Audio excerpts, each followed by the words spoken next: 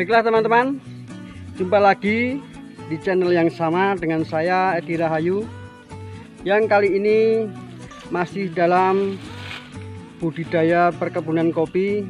Sebelum kita masuk di dalam tahapan-tahapan, terlebih baiknya teman-teman semua para petani kopi, dalam kita berbudidaya kopi, tentunya kita akan mengenali unsur-unsur alam yang disitu nanti akan menjadi sahabat kita ketika kita mengelola atau kita ini berbudidaya perkebunan, supaya kebun kopi kita ini tetap subur teman-teman. Satu demi satu unsur alam yang akan kita kenali. Pertama yaitu tanah adalah unsur pertama di mana pertumbuhan kebun kopi kita bisa subur. Tentunya kita juga dapat bersahabat dengan unsur yang satu ini, di mana mulai dari penanaman kita sudah diperhadapkan untuk mengelola tanah. Itu sangat penting sekali. Dan unsur yang kedua adalah air, juga tak kalah penting ketika kita berkebun, kita berbudidaya perkebunan kopi, di mana air adalah unsur yang sangat dibutuhkan bagi tumbuhan kopi kita, bagi pertumbuhan pohon kopi. Sehingga ketika kita mengenali unsur air ini sangat perlu, maka kita bisa mengendalikan yang ada di perkebunan kita teman-teman. Ketika musim penghujan, bagaimana kita menanggulangi, kita mengelola supaya air itu tidak merusak perkebunan kita, tanah yang ada pertumbuhan kopi kita. Di situ kita harus bisa mengelola.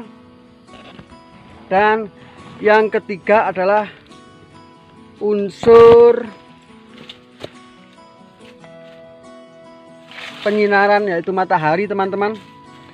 Di situ tidak kalah penting juga ketika perkebunan kopi ini bisa tumbuh subur. Tentunya kita juga akan memperhatikan tentang sinar yang masuk, sinar yang ada di di perkebunan kita. Terutama kita mengendalikan naungan. Saatnya kapan kita harus naungan itu tumbuh, saatnya naungan itu harus kita potong dulu, kita kendalikan. Itu sebab kita memerlukan penyinaran itu yang harus terkendali teman-teman, supaya kita paham apa yang menjadi kebutuhan pohon-pohon kopi kita teman-teman. Dan tak kalah penting juga masih satu unsur lagi, yaitu angin teman-teman, dimana ketika kita akan mulai menanam bibit kopi, kita harus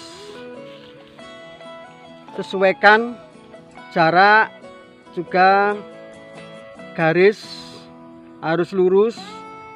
Maksud dari semua itu adalah supaya sirkulasi angin yang akan menyapa, ya teman-teman, yang akan menyapa dedaunan itu tetap bisa teratur.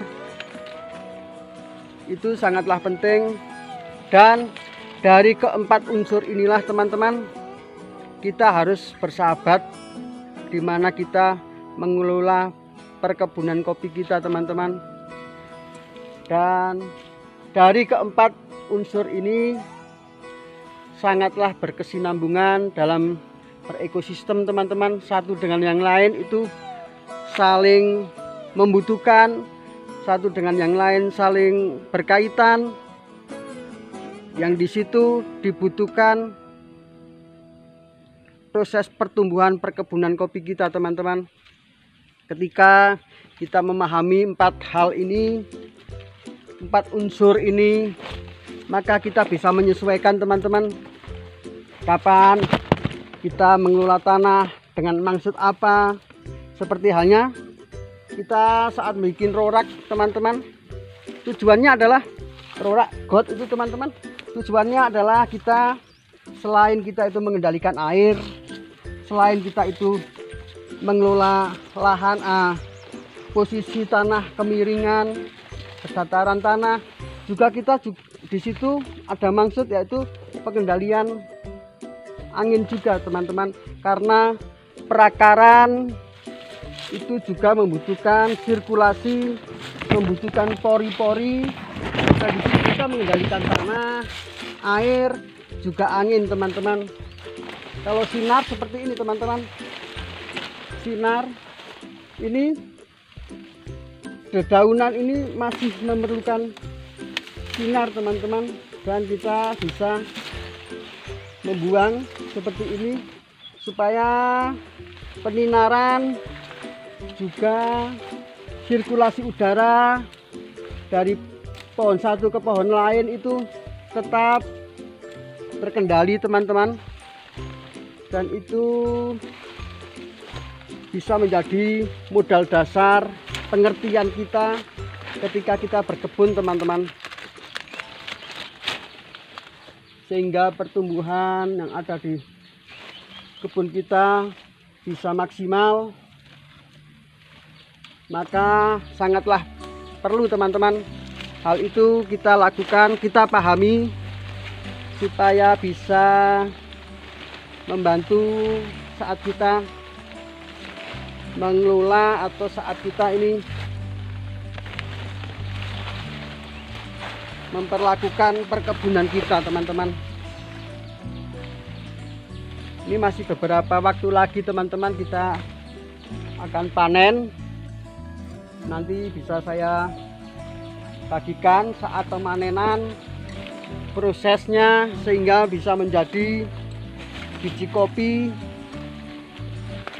Dan masih saya ingin sekali bersama-sama dengan teman-teman semua berbagi pemrosesan biji kopi.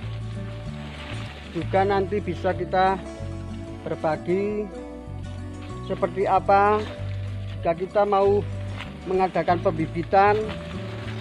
Kita mulai dari pengambilan bibit biji kopi yang untuk kita jadikan bibit, sampai cara penyemaian itu bisa nanti saya bagikan melalui video-video saya yang lain, teman-teman. Dan kiranya bagi teman-teman yang mau menonton video-video saya yang terbaru, bisa memencet subscribe dan tombol loncengnya, supaya video-video saya yang lain dapat teman-teman semua saksikan, dapat teman-teman lihat. Dan salam inspirasi petani, mari kita tetap semangat.